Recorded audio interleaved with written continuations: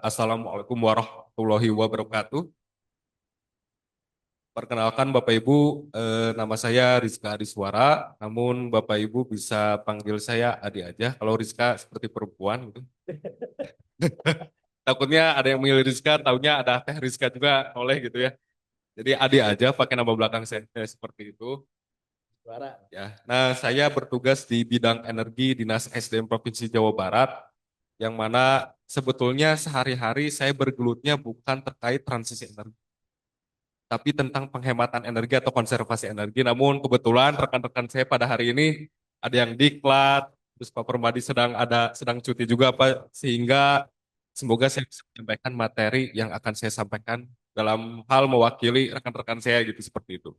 Nah, Bapak Ibu juga sebelum lanjut ke pematerian, kalau misalkan saya melihat undangannya bahwa dan tadi yang sudah dibahas, ini ruang lingkupnya ini adalah di Indonesia gitu seperti itu. Yang mana memang kita tadi sudah membicarakan terkait Permen SDM nomor 10 dan maksudnya ruang lingkupnya itu transisi energi di Indonesia bukan Jawa Barat, sehingga memang mungkin ke depannya kami berharap ada diskusi lanjutan yang mana bisa mengundang orang-orang yang memang berwenang di situ, yaitu Kementerian SDM atau dari Dewan Energi Nasional atau pemegang wilayah usaha ketenagalistrikan itu sendiri. Karena tadi mungkin beberapa yang dibahas adalah salah satu kendala adalah PLN gitu, atau monopoli PLN gitu seperti itu. Jadi mungkin apabila nanti ada diskusi lanjutan, pihak-pihak tersebut bisa didiskusikan agar segala informasi bisa clear dalam satu tempat gitu seperti itu.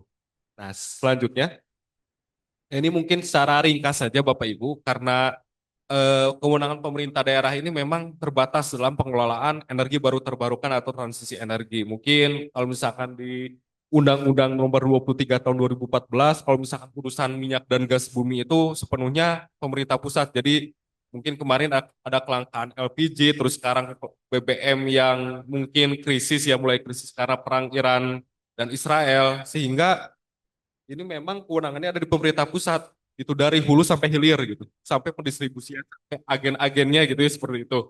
Nah, dan selanjutnya ada di lampirannya juga untuk energi baru terbarukan. Yang pertama ada izin pemanfaatan langsung panas bumi. Panas bumi yang dimanfaatkan langsung ini contohnya adalah pemandian air panas. Jadi kan panas langsung dipakai. Nah itu kan sebetulnya energi terbarukan. Namun di pemerintah daerah ini objeknya ya salah satunya adalah pemandian air panas, tapi itu misalkan ada lintas kabupaten kota, saya juga nggak tahu objeknya seperti apa gitu ya, pemandian air panas. Nah, ini hanya contoh saja.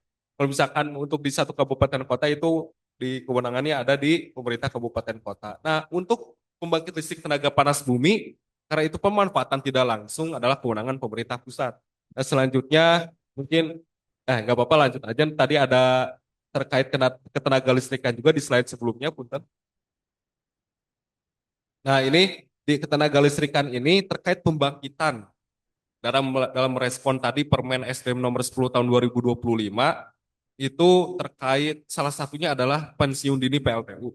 Nah, itu untuk pembangkit listrik yang yang pertama kalau bahasanya itu skala besar atau kepentingan umum untuk halayak itu kewenangannya pemerintah pusat. Sedangkan pemerintah provinsi ini dibatasi adalah yang sendiri dan kapasitasnya di atas 10 mega di sampai 10 megawatt. Contohnya mungkin tadi sempat disinggung adalah pemanfaatan PLTS untuk UMKM. Kalau misalkan kapasitasnya di bawah 10 megawatt itu terkait perizinannya dan pembinaan dan pengawasannya itu ada di pemerintah daerah. Tapi kalau misalkan UMKM-nya punya PLTS atau genset PLTD di atas 10 megawatt, sudah itu pemerintah pusat seperti itu. Jadi memang pemerintah daerah ini kebagiannya yang kecil-kecilnya gitu ya seperti itu.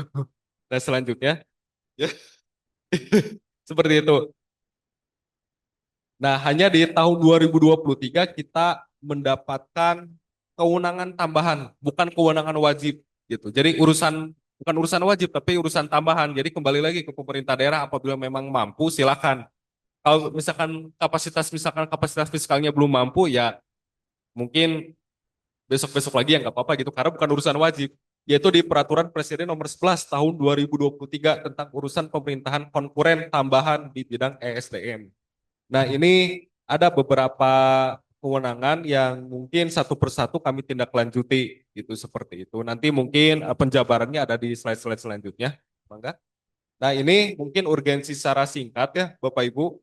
Yang mungkin urgensi transisi energi yaitu salah satunya adalah atau dampak terbesarnya karena iklim ya, perubahan iklim yang sehingga kita rasakan mungkin sekitar 2 minggu lebih terakhir setiap siang ke sore hujannya badai terus gitu ya. Seperti itu. Dan apabila diproyeksi ini hasil proyeksi Bapeda Jabar yang mana untuk di emisi gas rumah kaca di Jawa Barat ini di tahun 2045 ini proyeksinya adalah yang terbesar adalah dari sektor energi dan yang kedua adalah transportasi gitu seperti itu. Selanjutnya, nah ini bauran energi daerah Provinsi Jawa Barat. Jadi alhamdulillah mungkin Jawa Barat kebetulan kalau ini saya yang menghitung terkait bauran energi di Jawa Barat ini hampir 1/4-nya sumber energinya berasal dari energi baru terbarukan gitu. Dan memang kalau misalkan dibandingkan provinsi lain, mungkin bisa dibilang Jawa Barat ini adalah pengguna terbesar energi baru terbarukan. Dan yang keduanya adalah batu bara. Nah, batu bara ini walaupun di Jawa Barat tidak ada tambang batu bara, hanya konsumsinya memang sangat besar. Yaitu untuk mengingat di Jawa Barat ini industrinya banyak sekali gitu ya seperti itu dan pembangkit walaupun PLTU-nya tidak sebesar provinsi tetangga. Di Jawa Barat ada PLTU Cirebon, terus PLTU Indramayu, terus yang di Babelan dan Pelabuhan Ratu seperti itu. Nah, selanjutnya ada minyak bumi dan gas bumi. Nah, ini potensi EBT di Jawa Barat hasil kajian dari Danish Energy Agency atau istilahnya Kementerian Energinya Denmark bekerjasama dengan pemerintah Indonesia dan salah satu objek penelitiannya atau pengkajiannya adalah Jawa Barat memetakan bahwa Jawa Barat itu sebetulnya punya potensi energi baru terbarukan sebesar 192 gigawatt. Tapi yang baru termanfaatkan sampai tadi yang dihitung bauran energi ini baru 4 gigawatt saja atau hanya sekitar 2,1% dari potensinya. Yang mana potensi paling besar itu ada di pembangkit listrik tenaga surya besar 147 gigawatt yang selanjutnya dan ini terutilisasinya baru 0,48 gigawatt saja. Itu baru 1%-nya saja tidak gitu ya. Nah, panas bumi ini dari 4,76 gigawatt baru terutilisasi 1,23 gigawatt, terus PLTA ini mungkin hampir mentok ya. Potensinya 2,41 dan termanfaatkan baru 2,28 gitu. Nah, ini biomas mungkin ini lebih ke pembangkit listrik tenaga sampah atau limbah ya dari limbah. Ini ada di Bantar Gebang yaitu sebesar 14 megawatt walaupun yang punya Bantar Gebang sebetulnya Pemprov DKI tapi tanahnya ada di Jawa Barat ya seperti itu. Nah, selanjutnya nah ini mungkin sekilas saja ada paham besar mungkin ya terkait pemanfaatan panas bumi ada di Jawa Barat, PLT ada di Jawa Barat, PLTM, ya semuanya ada di Jawa Barat ini. Seperti itu yang besar-besar ya. Kalau misalkan terkait energi baru terbarukan dan ada juga untuk, nah ini yang untuk skala besar, mungkin kalau di foto ada itu PLTP Salak dan di sebelahnya PLTS Terapung Cirata, namun yang di kanan ini pembangkit EBT untuk kepentingan sendiri atau skala kecil. Nah ini terdata yang terkoneksi dengan PLN ini sebesar tahun kemarin ya, sebesar 264 megawatt sebetulnya di Jawa Barat. Jadi itu ada dari industri, rumah, sekolah, atau kantor-kantor gitu ya. Terus kalau misalkan wilayah usaha non PLN, karena di Jawa Barat ini selain PLN ada PLN-nya swasta, yaitu Cikarang Listrindo, Bekasi Power.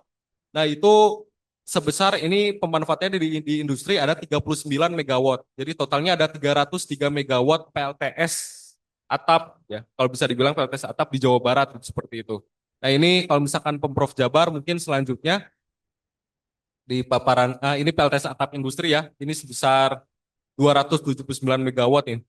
Dan selanjutnya ada diikuti oleh bisnis dan sebagainya. Punten maksudnya selanjutnya ini nah ini selain itu ya ya sisi kanan ya. Nah ini selain itu di industri ini selain memanfaatkan PLTS atap, memanfaatkan biomasa untuk co-firing karena terutama industri tekstil yang menggunakan boiler batu bara, mereka juga menggunakan biomasa juga sebagai pengganti atau dikolaborasikan dengan batu bara, yaitu kalau biomasa di PLTU ini ada 137 ribu ya, 137, 528. Nah, saya lupa nih. Ini 137.000 ton apa 137 ton, 528 gitu ya. Selanjutnya ada 664.000. Kayaknya ribu ya, 664.000 ini di industri gitu seperti itu. Dan mayoritas digunakan oleh industri. Selanjutnya, nah ini mungkin tantangannya yang pertama adalah terbatasnya kewenangan urusan energi di daerah seperti yang tadi yang sudah saya sebutkan. Yang kedua, oversupply pembangkitan listrik Jawa, Madura, Bali. Yang ketiga, nah pembangkit EBT yang bersifat intermittent. Dan selanjutnya, nah ini mungkin saya sekalian merespon tadi apa yang sudah dipaparkan oleh rekan-rekan inisiatif tadi terkait monopoli PLN terhadap penggunaan PLTS atap. Nah, sebetulnya ada beberapa pertimbangan yang mengapa PLN seperti itu, seperti yang ketat sekali. Sehingga kami sendiri, kan kami sudah membangun, maksud pemerintah provinsi ini membangun total 2 tahun terakhir di 2024 dan 2025 ini ada 12 sekolah yang dipasang PLTS atap. Itu kita mendapatkan kuotanya juga harus war tiket konser gitu, tengah malam, berebut dengan industri atau pihak-pihak lain yang ingin punya kuota PLTS juga. Jadi pihak pemerintah juga nggak punya kuota khusus. Kita harus suara sendiri gitu ya. Buka bersaing, buka PLN mobile, rebutan gitu kuotanya karena Jawa Barat ya kuotanya paling besar, namun peminatnya jauh lebih besar. PLTS atap ini gitu seperti itu. Karena mengacu di RUPTL PLN gitu ya. Iya, peminatnya banyak, hanya saja mungkin ada yang nggak kebagian kuota atau sudah dapat kuota nih, sudah dapat kuota tapi ternyata nggak dibangun-bangun, jadi hangus. Ada beberapa industri seperti itu, mereka tuh punya kuotanya, tapi malah nggak dibangun atau misalkan ternyata udah dapat kuota terkendala biaya atau segala macam, sehingga nggak jadi dibangun, jadi hangus aja. Harusnya kan itu mungkin kuotanya bisa aja dipakai orang lain, gitu ya, seperti itu. Ya, satu. Waduh, 1 menit lagi, padahal paparannya masih banyak nih. Sehingga itu, nah itulah kenapa belum belum. Jadi masih di sini. Nah, pembangkit EBT ini bersifat intermittent. Nah, alasan PLN ini adalah karena apabila misalkan pengguna PLTS atap sebanyak itu tidak terkendali, ini akan membuat, nah bisa oversupply. Namun di ketika pagi sampai sore hari pengguna atau pelanggan PLN ini menggunakan PLTS atap. Jadi beban yang diterima oleh PLN ini, beban listriknya ini rendah karena para pelanggannya menggunakan PLTS atap. Namun ketika malam hari, karena PLTnya sudah tidak bisa memproduksi listrik lagi, terjadilah lonjakan yang sangat besar. Mempengaruhi kualitas daya jaringan listrik PLN. Nah, seperti itu kan. Itulah mengapa kuota ini sangat ketat gitu ya, seperti itu selain mungkin terkait hal bisnis gitu ya. Selanjutnya mungkin proyek EBT bersifat mahal dan seterusnya itu ya. Nah, mungkin ini di selanjutnya aja kami sedang tarikan rencana umum energi daerah. Ini sekolah yang sudah dibangun ya, PLTS atap. Nah, namun kebetulan tadi mungkin merespon juga anggaran energi baru terbarukan di Pemprov Jawa Barat ini di tahun ini tidak ada. Seperti itu ya. Biasanya ada kita pembangunan PLTS atap, tapi di tahun ini tidak ada ya pastinya karena efisiensi anggaran. Seperti itu. Ya, saking biasanya kita 7 sekolah, 5 sekolah, ini 0 sekolah yang dibangun gitu seperti itu. Di PLTS atapnya. Nah ini salah satu mungkin untuk MBG ya. Nah ini selanjutnya untuk UMKM atau enggak atau di sektor ketahanan pangan ini di peternakan ada pembangunan biogas. Yang kedua ini mobile cold storage, ini kedua proyek ini bekerja sama dengan ITB. Ini mobile cold storage ini kulkas untuk pendinginan ikan tapi sumbernya dari energi baru terbarukan. Ini dimanfaatkan oleh nelayan di Subang, di Belanakan Subang.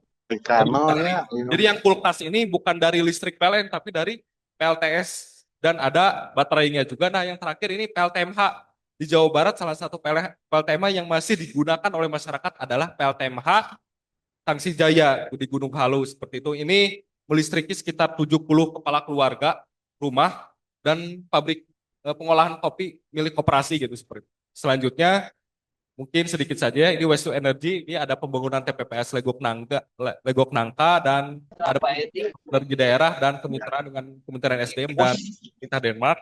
Selanjutnya, ini ada peran generasi muda juga. Salah satunya yang ditekankan adalah pengembangan konversi motor listrik di SMK gitu seperti itu. Nah, selanjutnya, nah ini Mungkin itu saja yang bisa saya sampaikan. Mungkin ada yang belum tersampaikan bisa dilanjutkan di sesi diskusi. Terima kasih. Ya,